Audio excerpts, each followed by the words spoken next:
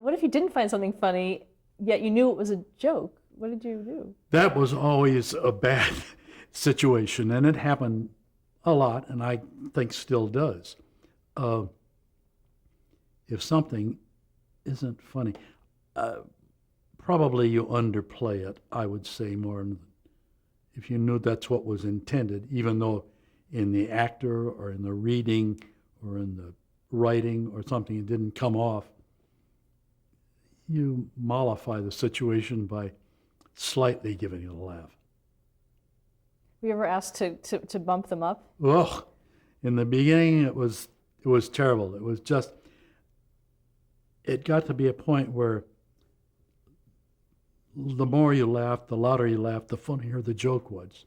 And that wasn't so. And that's why the press, the media, the public in general came down, and we're talking laughs again, came down on laughs at all. It was just too much. And there are still shows that are required to do that. But now less is better, you know? And I think less in enthusiasm perhaps, but not less in volume.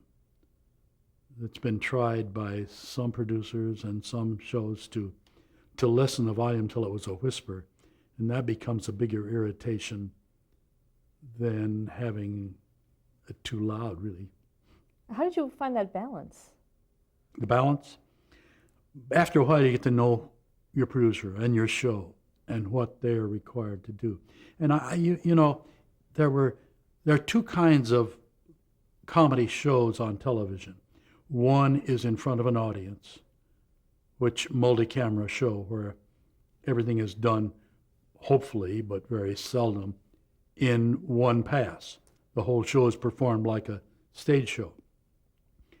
In that case, you're more or less governed by the audience you listen to and how they react to the actor, the story, the plot, the whole thing. In the case of single camera shows, which is shot motion picture style without an audience, and there were multitudes of those, you had to create your entire audience.